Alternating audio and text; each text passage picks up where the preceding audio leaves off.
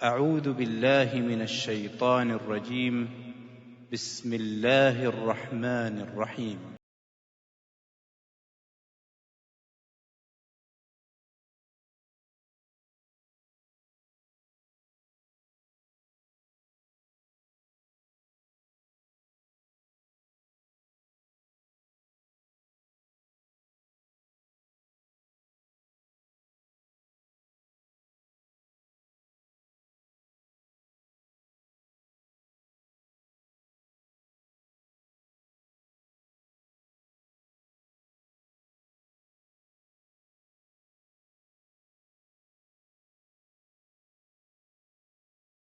الشیطان الکریم اما بعد فاعوذ باللہ من الشیطان الرجیم بسم اللہ الرحمن الرحیم رب اشرح لی صدری ویسر لی امری واحلل عقدۃ من لسانی یفقهوا قولی اللہ لا الہ الا هو الحی القیوم لا تأخذه سنة ولا نوم له ما في السماوات وما في الأرض من ذا الذي يشفع عنده إلا بإذنه يعلم ما بين أيديهم وما خلفهم ولا يحيطون بشيء من علمه إلا بما شاء وسع كرسيه السماوات والأرض ولا يؤوده حفظهما وهو العلي العظيم. یہ ایک آیت الکرسی کہلاتی ہے، قرآن پاک کی سب سے اہم ترین آیت ہے، سب سے عظیم آیت، جس میں اللہ تعالیٰ کی کچھ صفات کا بیان ہوا ہے. اس آیت کے بارے میں چند ایک احادیث ہیں. نمبر 1، ابی ابن کعب سے روایت ہے کہ آپ صلی اللہ علیہ وسلم نے مجھ سے پوچھا، ابو منذر یہ ان کی کنیت، جانتے ہو تمہارے پاس کتاب اللہ کی سب سے عظمت والی آیت کون سی ہے؟ میں نے کہا اللہ اور اس کا رسول زیادہ جانتا ہے. آپ نے پھر پوچھا، ابو منذر جانتے ہو تمہارے پاس کتاب اللہ کی کون سی آیت سب سے عظیم ہے؟ میں نے کہا اللہ لا الہ الا هو الحی القیوم. آپ صلی اللہ علیہ وسلم نے میرے سینے پہ ہاتھ مار کر فرمایا، ابو منذر تمہیں علم مبارک ہو کہ واقعی یہی آیت سب سے عظیم ہے. یہ صحیح مسلم کی روایت ہے، کتاب فضائل القرآن. دوسری حدیث، آیت الکرسی جو ہے یہ حفاظت کے لیے پڑھی جاتی ہے، اور اس کی دلیل یہ حدیث ہے.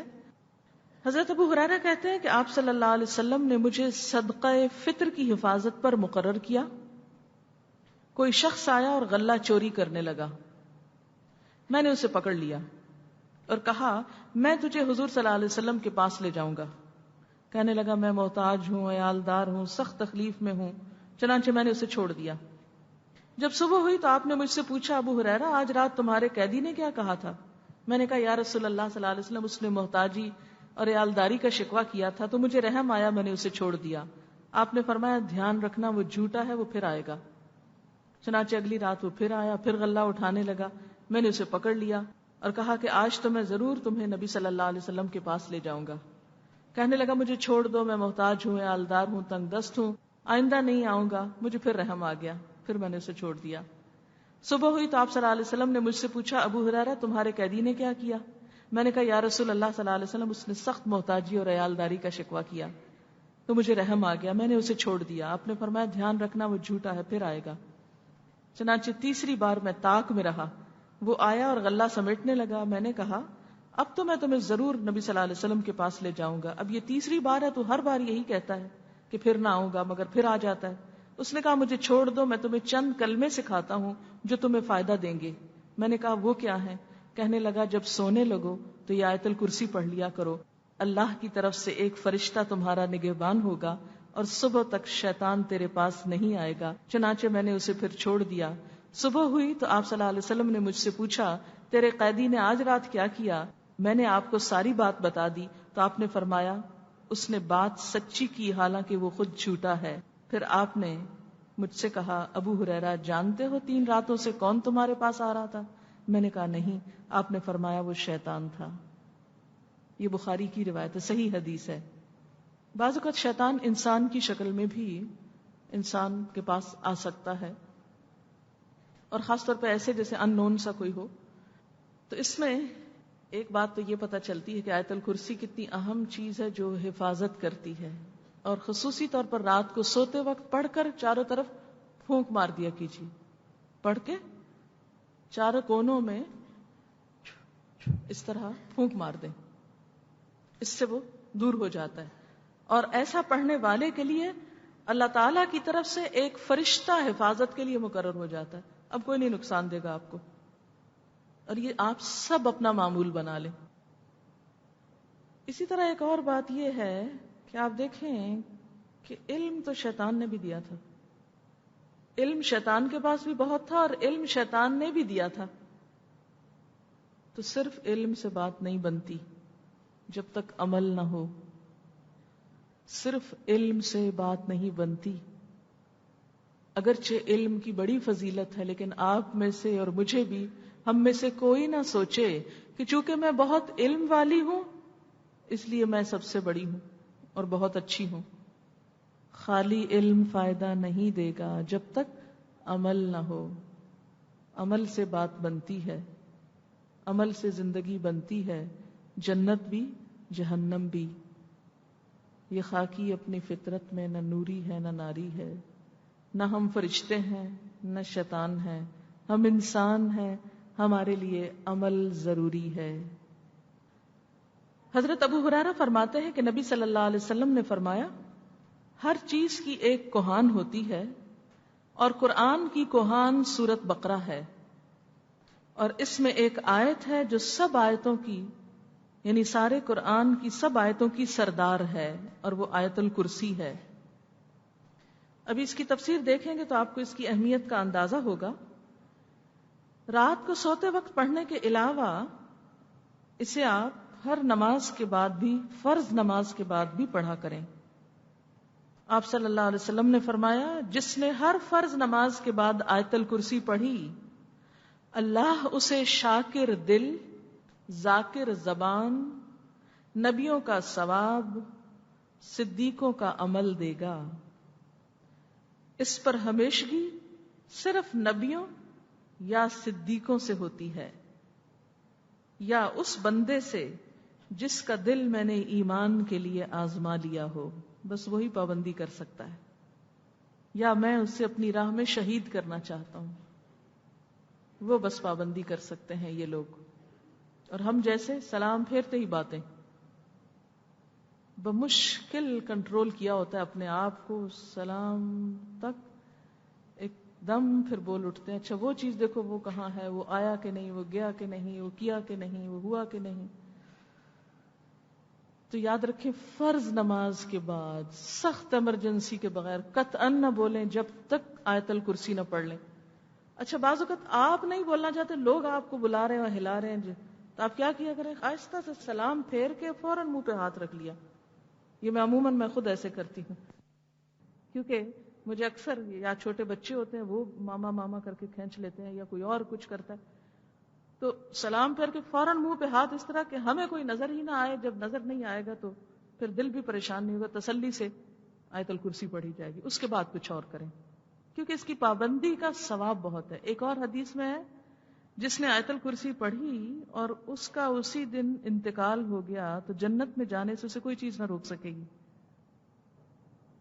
اس میں اللہ کا اسم اعظم بھی ہے، جس گھر میں پڑھی جائے اس سے شیطان نکل جاتا ہے. لہذا اتنی خوبصورت آیت، اتنی بہترین آیت، اس کے لیے ہم میں سے ہر ایک کو حریص ہونا چاہیے. آئیے دیکھتے ہیں کہ اس میں ہے کیا جس کی وجہ سے اس کی اتنی فضیلت ہے. ایک طرح سے یہ اللہ کا تعارف ہے. اللہ، اللہ لا الہ الا ہو، اللہ جس کے سوا کوئی الہ نہیں، کوئی معبود نہیں. شرک کی سب اقسام کی جڑ کاٹ دی. اور اس کی دلیل 2 صفات ہیں اللہ کی، اور وہ کیا؟ الحی، کہ وہ زندہ ہے. جتنے دوسرے معبود ہیں وہ سب فوت ہو جاتے ہیں یا ختم ہو جاتے ہیں، جبکہ اللہ کی ذات کو کوئی فنا نہیں. کل من علیہا فان ویبقى وجہ ربک ذو الجلال والاکرام. ہر چیز کو فنا ہے، صرف اللہ کی ذات کو نہیں. یہ آیت شرک کی تردید ہے. مستقلاً زندہ ہے، اسی کے ہاتھ میں زندگی ہے، خود بھی زندہ ہے اور زندگی اسی کے دم سے وجود میں آئی ہے. القیوم، قائم رہنے والا ہے، قائم رکھنے والا ہے، ہر چیز کو تھامے ہوئے ہے، جبکہ دوسرے سب سہاروں کے محتاج ہیں. کوئی چیز خود سے قائم نہیں رہ سکتی. آپ دیکھیں کتنا بڑے سے بڑا کوئی ولی ہو، بزرگ ہو، نیک انسان ہو، نبی ہو، حتیٰ کہ کیا ایسے ہی کوئی آسمان سے اترا؟ نہیں نا، بچے کی حالت میں پیدا ہوا نا. تمام انبیاء، اولیاء، سب بزرگان کیسے پیدا ہوئے؟ بچے کی حالت میں بچے پیدا ہوئے. اور جو بچے تھے جب وہ تو کیا تھے؟ سہارے کے محتاج تھے. آج جب لوگ ان کو اللہ کا شریک کرتے ہیں تو سوچنا چاہیے، وہ اپنے وجود کے لیے، اپنے نشو و نما کے لیے سہارے کے محتاج تھے، لیکن اللہ کو کسی سہارے کی ضرورت نہیں، بلکہ وہ سب کو تھامے ہوئے ہے، قائم رکھے ہوئے ہے. اور بہت بڑی مثال آسمان آپ کے سامنے ہے، کس طرح اس کو بغیر ستونوں کے تھامے ہوئے ہے، قائم رکھے ہوئے ہے. اور مزید کیا ہے کہ لا تأخذہ سنۃ، اس کو تو اونگ بھی نہیں آتی، جبکہ باقی سب سوتے ہیں. کتنا بھی کوئی نیک انسان ہو، سوئے بغیر اس کا گزارا ہی نہیں. اور کوئی معبود سونے والا ہو نہیں سکتا، کیونکہ جو سو گیا. اب دیکھیں نا کہ بعض اوقات لوگ بڑے بزرگان کے پاس جاتے ہیں اور پھر ان سے دعائیں مانگتے ہیں، یا ان سے کہتے ہیں کہ یہ قبروں میں زندہ ہیں، کہ یہ شہید ہیں، یا ویسے بھی جو بھی، اور کہتے ہیں کہ یہ تو بس ایک عارضی نیند سو رہے ہیں. تو جو سو بھی رہا ہو، جو اونگ بھی جائے، وہ بھی معبود نہیں ہو سکتا، اس کے ہاتھ میں کوئی طاقت نہیں، وہ کمزور ہے، وہ بے بس ہے. نیند اور اونگ کسی بھی انسان کی بے بسی کی علامت ہے. بے بسی. نیند کے آگے آپ ہتھیار ڈال دیتے ہیں. آپ سخت بھوکے ہوں، جب نیند آتی ہے تو کیا ہوتا ہے؟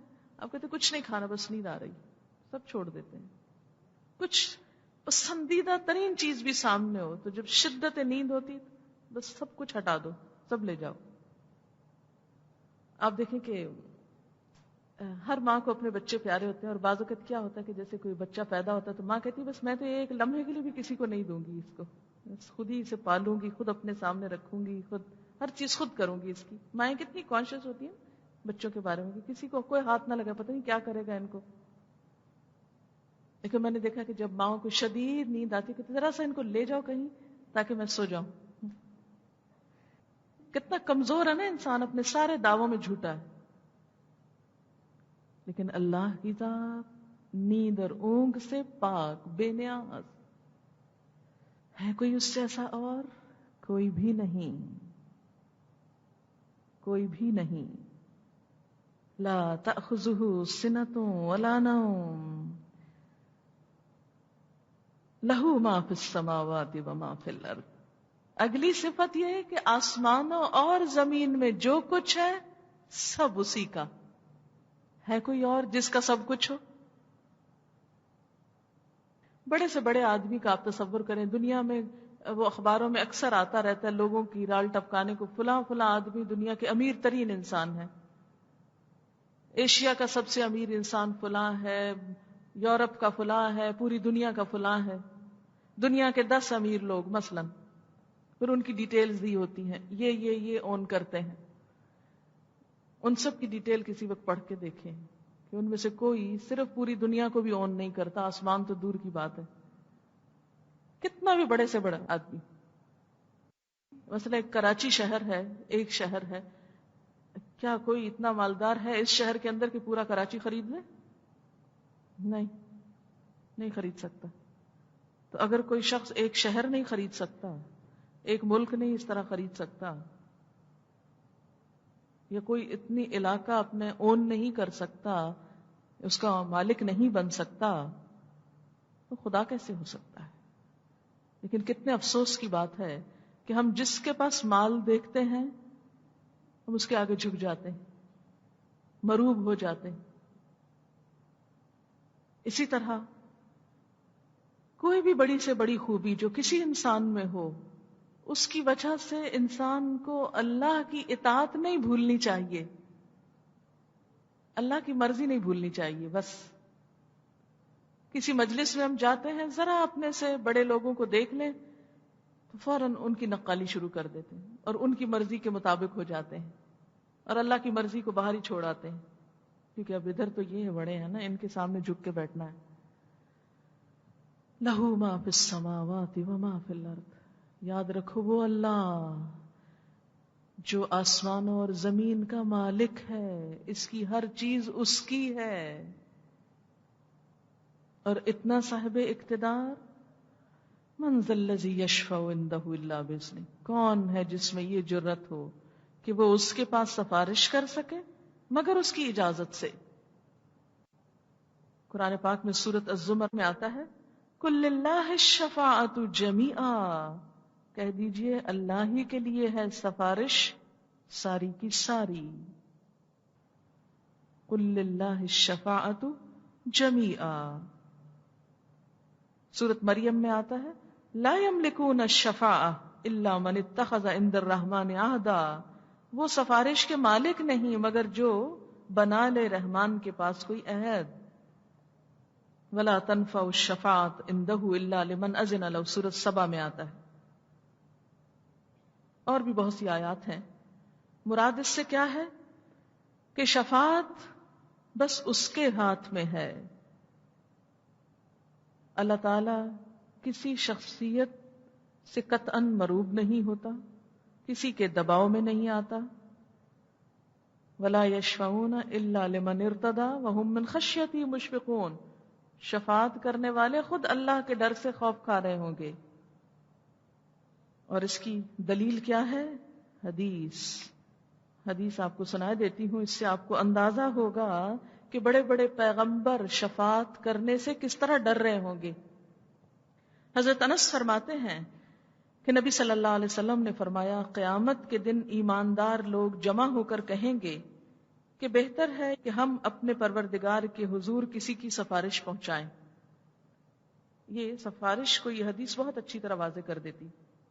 یعنی بڑے بڑے ایمان والے لوگ مل کے کہیں گے کہ ہم کسی ایسے کو بھیجیں اللہ تعالیٰ کے پاس جو جا کے سفارش کرے. وہ آدم علیہ السلام کے پاس آ کر کہیں گے آپ سب لوگوں کے باپ ہیں، آپ کو اللہ نے اپنے ہاتھ سے بنایا، فرشتوں سے سجدہ کروایا، آپ کو تمام چیزوں کے نام سکھائے، لہذا اپنے پروردگار کے ہاں ہماری سفارش کریں کہ وہ اس مصیبت کی جگہ سے نکال کر آرام دے. کیونکہ حشر کا میدان بڑا گرمی کا دن ہوگا، بڑا طویل دن. سب لوگ پریشان ہوں گے کہ جلد جان چھوٹے اور ہم یہاں سے نکلیں. انتظار ویسے ہی موت ہے، موت سے بھی شدید ہے. وہ کہیں گے، یہ کون کہیں گے؟ حضرت آدم، میں اس لائق نہیں. اور وہ اپنا قصور یاد کر کے اللہ کے حضور جانے سے شرمائیں گے. کون سا؟ وہ جو درخت کا پھل کھا لیا تھا. کہیں گے تم نوح علیہ السلام کے پاس جاؤ، وہ پہلے رسول ہیں جنہیں اللہ نے زمین والوں کی طرف بھیجا. لوگ نوح علیہ السلام کے پاس جائیں گے تو وہ کہیں گے میں اس کا اہل نہیں. وہ اپنا سوال یاد کر کے شرمائیں گے جو انہوں نے بغیر علم کے اپنے پروردگار سے کیا تھا. کون سا؟ بیٹے کے بارے میں. پھر کہیں گے تم اللہ کے خلیل ابراہیم علیہ السلام کے پاس جاؤ. لوگ ان کے پاس آئیں گے، وہ بھی یہی کہیں گے میں اس کا اہل نہیں ہوں. تم موسیٰ علیہ السلام کے پاس جاؤ، وہ ایسے بندے ہیں جن سے اللہ نے کلام کیا اور انہیں تورات دی. لوگ موسیٰ علیہ السلام کے پاس آئیں گے تو کہیں گے میں اس کا اہل نہیں. وہ اپنے خون ناحق کو یاد کر کے اپنے پروردگار کے ہاں جانے سے شرمائیں گے. کون سا؟ وہ جو قبطی غلطی سے مارا گیا تھا.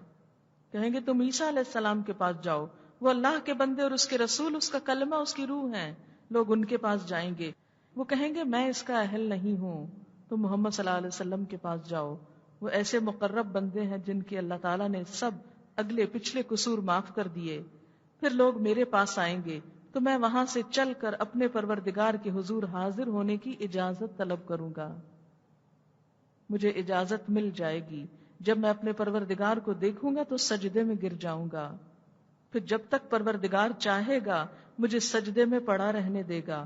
پھر ارشاد ہوگا اپنا سر اٹھاؤ، سوال کرو، تمہیں دیا جائے گا، بات کرو، سنی جائے گی، سفارش کرو، قبول کی جائے گی. چنانچہ میں اپنا سر اٹھاؤں گا اور اللہ تعالیٰ کی ایسی تعریف کروں گا جو وہ مجھے اس وقت سکھائے گا. پھر میں سفارش کروں گا جس کے لیے ایک حد مقرر کی جائے گی. میں ان لوگوں کو بہشت میں پہنچا دوں گا. پھر اپنے پروردگار کی طرف لوٹ آؤں گا. جب اپنے پروردگار کو دیکھوں گا تو پہلے کی طرح سجدے میں گر جاؤں گا. پھر سفارش کروں گا تو میرے لیے ایک حد مقرر کر دی جائے گی، یعنی کچھ لوگوں کا لمٹ، یعنی جیسے کوٹا ہوتا ہے کہ اتنے لوگ. میں انہیں جنت میں داخل کروں گا. پھر تیسری دفعہ لوٹ کر آؤں گا. پھر چوتھی مرتبہ عرض کروں گا پروردگار اب تو دوزخ میں جانے والے ہی باقی رہ گئے جو قرآن کی روح سے دوزخ میں جانے کے لائق ہیں اور انہیں وہاں ہمیشہ رہنا. اس سے کیا پتہ چلتا ہے کہ نبی صلی اللہ علیہ وسلم بھی ان لوگوں کی سفارش نہیں کریں گے جنہوں نے دوزخ میں جانے والے کام کیے ہوں گے. اس لیے سفارش اس کے لیے ہے کہ جس کو اللہ اجازت دے، اور جس کے لیے اجازت دے ہر ایک کے لیے نہیں. اور ویسے بھی آپ دیکھیں کہ سفارش اس کے لیے ہوتی ہے جس کو تھوڑی بہت کوئی کمی بیشی ہو، اس کے لیے نہیں ہوتی جس کے پاس کچھ بھی نہ ہو. مثلا ایک چھوٹی سی مثال، ایک شخص الف بے نہیں پڑھا ہوا یا 4 جماعتیں پڑھا ہوا، اس کو ڈاکٹر کہلانے کا بہت شوق ہے. اس کا کوئی عزیز دوست رشتہ دار مثلا صدر یا وزیر اعظم بن جاتا ہے، وہ اس کے پاس جاتا ہے، دیکھو اتنے بڑے عہدے پہ پہنچ گئے ہو، خدا کے لیے مجھے ڈاکٹر لگوا دو کہیں. کیا وہ لگوا سکتا ہے؟ 4 جماعتیں پڑھی اور اس کو ڈاکٹر کیسے کسی اسپتال میں اپوائنٹ کر سکتا ہے؟ اگر مثلا اس نے MBBS کیا ہوتا، کوئی اسپیشلائزیشن نہیں، تو ہو سکتا ہے کہ کوئی دھاندلی کر کے ادھر ادھر وہ اس کو کوئی بڑا عہدہ دلوا دیتا، جیسے کہ ہوتا ہے. اور اس پر بھی آپ دیکھیں کتنی انگلیاں اٹھتی ہیں کہ یہ ظلم ہے کہ حقدار کا حق مار کے اس کو وہاں بھیج دیا گیا. کیا اللہ تعالیٰ سے کسی ایسے ظلم کی توقع کی جا سکتی؟ نہیں. مثلا یہ ایسے لوگ ہوں گے جن کے کچھ نیک عمل ہوں گے، کوئی ایسا برا عمل بھی ہوگا جس کی وجہ سے پھنسے ہوں گے. ہے سب کچھ، لیکن ایک عمل ایسا کہ جس کی وجہ سے رستہ نہیں کھل رہا. مثلا ایک شخص جہاد پر گیا لیکن ماں باپ کو ناراض کیا. اب جہاد میں جا کے شہید ہو گیا لیکن ماں باپ کی ناراضگی کی وجہ سے جنت میں نہیں جا سکتا. اب کیا؟ اب ایسے شخص کو سفارش کے ذریعے اگر اللہ کے رسول صلی اللہ علیہ وسلم اس کے لیے کریں تو اس کو آگے لے جایا جا سکتا ہے. اور اسی طرح کچھ اور، یعلم ما بین ایدیہم وما خلفہم، وہ جانتا ہے جو ان کے آگے ہے اور جو ان کے پیچھے. یعنی اللہ ہی وہ ذات ہے جو لوگوں کے ماضی اور مستقبل کو ایکولی جانتا ہے. اچھا ہم ذرا اپنا اپنا دیکھیں، ہمیں اپنا ماضی یاد ہے، سب کچھ کوئی نہیں یاد، اور مستقبل کا تو کسی کو بھی نہیں پتا کیا ہوگا، کسی کو بھی نہیں پتا ہوتا. اللہ کی اس صفت میں کوئی شریک نہیں کہ جو بیک وقت تمام انسانوں کا مستقبل بھی جانے، ان کا پاسٹ بھی جانے. یعلم ما بین ایدیہم وما خلفہم. اگلی بات، ولا یحیطون بشیء من علمہ الا بما شاء، وہ اس کے علم کا احاطہ ہی نہیں کر سکتے مگر جتنا وہ چاہے. یعنی اللہ کے علم میں سے کسی کو بس انسانوں کو اتنا ہی ملا ہے جتنا اللہ نے چاہا. کتنا چاہا؟ ایک حدیث آتی ہے جس میں حضرت خضر علیہ السلام کا ذکر ہے کہ وہ موسیٰ علیہ السلام کو لے کر جب وہ کشتی میں سوار ہوئے تو اتنے میں ایک پرندہ آیا جس نے دریا میں سے ایک چونچ پانی لیا، قطرہ. تو موسیٰ علیہ السلام کو حضرت خضر نے کہا اس سمندر کے مقابلے میں جو اس پرندے کی چونچ میں پانی ہے یہ ساری مخلوق کا علم ہے، اور باقی علم اللہ کے پاس ہے جو کسی کو نہیں پتا. ہم نے وہ دیکھا ہی نہیں جو اس آسمان کے پیچھے 7 آسمان جیسے ذکر آتا ہے. اس زمین کے کرے کے علاوہ اٹھ کے ابھی چاند تک کو نہیں دیکھا. ہم کیا جانے؟ خود انسان اپنے جسم کو ڈسکور نہیں کر سکا، ایک سیل کے بارے میں بھی تحقیق مکمل نہیں ہوئی. ولا یحیطون بشیء من علمہ الا بما شاء. کہا جاتا ہے ایک اندازے کے مطابق کہ ابھی تک جو میڈیکل سائنس نے جو کچھ بھی ڈسکور کیا اس میں صرف 30 یا 35% ہیومن باڈی ڈسکور ہوئی ہے، اس کے فنکشنز معلوم ہوئے، اس سے زیادہ نہیں انسان جانتا ابھی. وسع کرسیہ السماوات والارض. کرسی کا لفظ جو ہے نا کاف ریسین سے ہے. کرسی کا معنی اللہ تعالیٰ کے قدم رکھنے کی جگہ کیا گیا ہے جو عرش کے آگے ہے، اور کرسی کے مقابلے میں عرش بہت بڑا ہے. یعنی اس کائنات میں سب سے بڑی چیز کیا ہے؟ اللہ کا عرش، تھرون، اور اس کے بعد چھوٹی چیز کرسی. کرسی کیا ہے؟ اللہ تعالیٰ کے قدم رکھنے کی جگہ. اب اللہ تعالیٰ کے قدم کیا ہیں اور کیسے ہیں، ان کے بارے میں ہم سوال نہیں کر سکتے، اور نہ ہی کوئی عقل اس کو جان سکتی. کیوں؟ قرآن پاک میں آتا ہے لا تدرکہ الابصار، نگاہیں اس کو پا ہی نہیں سکتی، یعنی ہم سوچ ہی نہیں سکتے، بیونڈ آر امیجنیشن ہے یہ سب کچھ. اس لیے ان چیزوں کے بارے میں سوال کرنا بھی درست نہیں، اور نہ ان چیزوں کے پیچھے جانا چاہیے. جیسے بتایا گیا ویسے ہی مان لیتے ہیں. اور یہ طبرانی کی حدیث ہے کہ یہ اللہ تعالی کے قدم رکھنے کی جگہ ہے عرش کے سامنے، یعنی عرش کا مقدمہ. بعض نے یہ بھی کہا کہ اس سے مراد اللہ تعالیٰ کا عرش ہے، کرسی سے مراد وہی جو کرسی ہوتی ہے، اور پھر کرسی جیسے کسی بھی بادشاہ کی ہوتی، تو اللہ تعالیٰ جہاں پر مستوی ہیں اس کو عرش کہتے ہیں، تو شاید کرسی سے مراد عرش ہے. لیکن یہ بات درست نہیں، کیونکہ عرش کرسی سے بھی بڑا ہے، اور جیسے کہ حدیث سے پتہ چل رہا ہے کہ کرسی اس کے قدم رکھنے کی جگہ، تو پھر عرش بذات خود کتنا بڑا ہوگا. اور تیسرا ایک معنی علم بھی کیا گیا، کرسی سے مراد علم بھی کیا گیا ہے. لیکن بات یہ ہے کہ عربی میں یہ معنی کرسی کا استعمال نہیں ہوتا، علم کا معنی نہیں استعمال ہوتا. ٹھیک ہے. اور کرسی کتنی بڑی ہے اس کے بارے میں بھی حدیث آتی ہے، صحیح ابن حبان بھی کتاب ہے، اس میں آتا ہے کہ 7 آسمان، یعنی یہ ساری چیزیں جو ہمیں نون ہیں، 7 آسمان کرسی کے مقابلے میں ایسے ہیں جیسے صحرا میں پڑی ہوئی ایک مندری کیا ہوتا ہے؟ انگوٹھی، رنگ. ٹھیک ہے. حلقہ کا لفظ آتا ہے عربی میں، حلقہ کہتے ہیں گول دائرے کو، رنگ جس کو آپ کہتے ہیں. یعنی کرسی کتنی بڑی ہے جس کے سامنے 7 آسمان اور ساری زمینیں اور یہ سب کچھ کیا ہے، اتنا چھوٹا ہے کہ جیسے پورے بڑے صحرا میں کہیں رنگ پڑی ہوئی ہو. تھوڑا سا ذرا تصور سے کام لیں.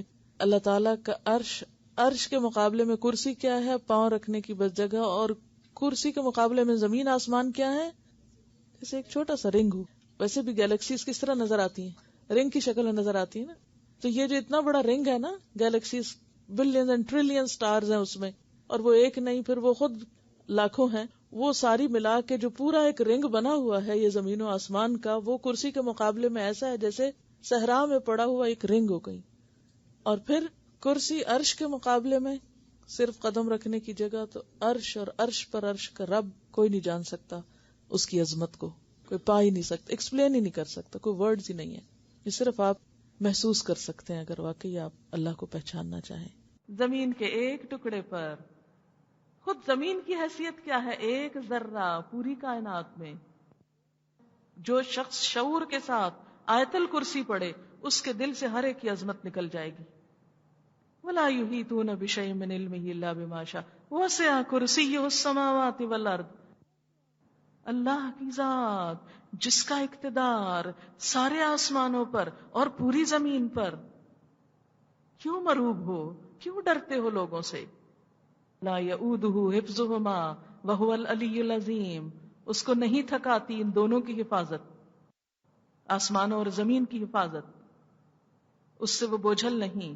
وہو العلی، اور وہ بہت بڑا ہے، العظیم بہت ہی بلند، بہت ہی عظیم. اب ذرا اس شعور کے ساتھ آیت الکرسی پڑھیں اور پھر لطف اٹھائیں. دوبارہ میں صفات دہراتی ہوں تاکہ آپ غور فرمائیں مزید.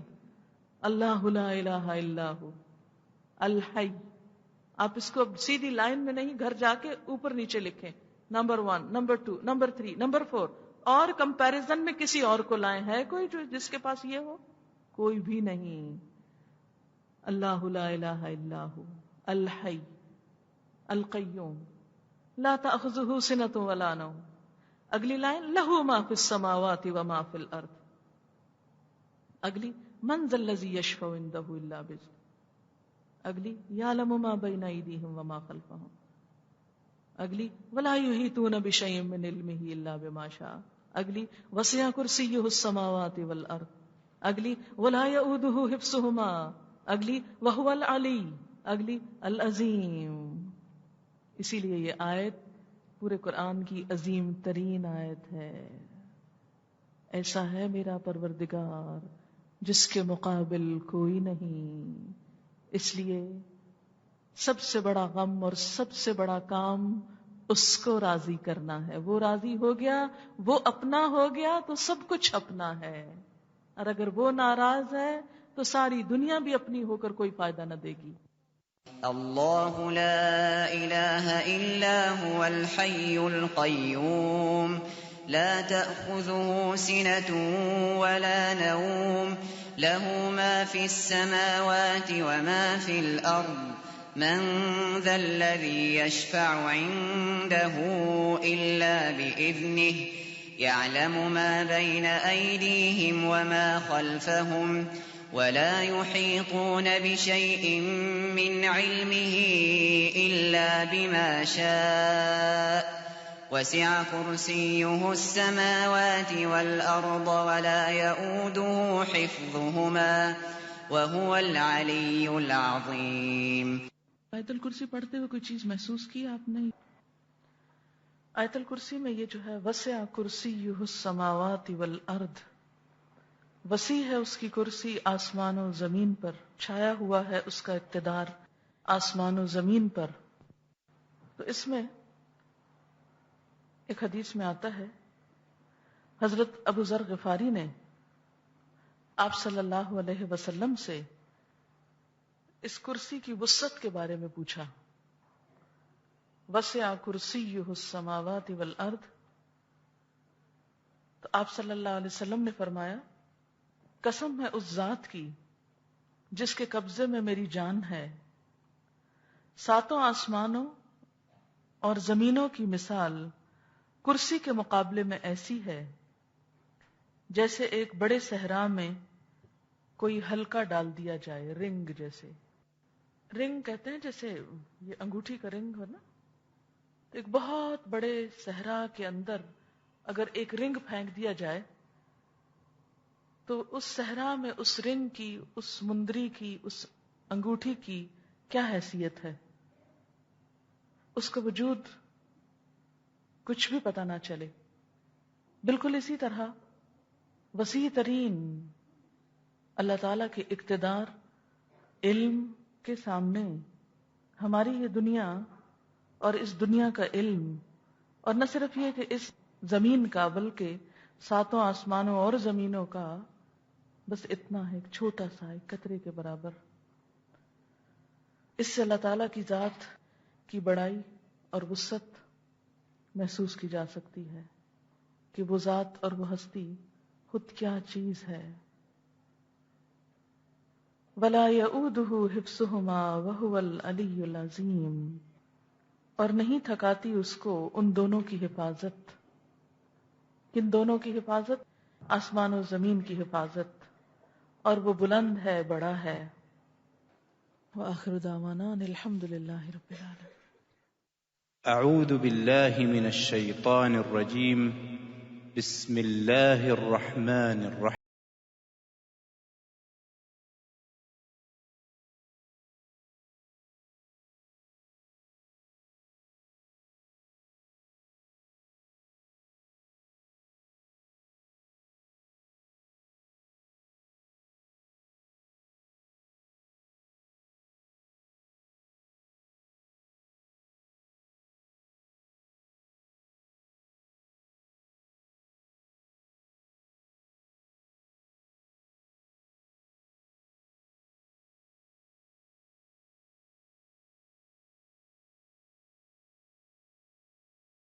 الشيطان الرجيم.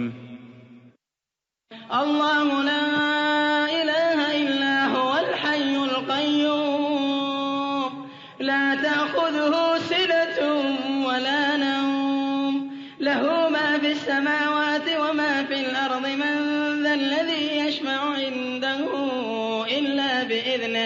يعلم ما بين أيديهم وهو السماوات والأرض وسع كرسيه السماوات والأرض ولا يؤوده حفظهما وهو العلي العظيم. أعوذ بالله الرحمن الرحيم.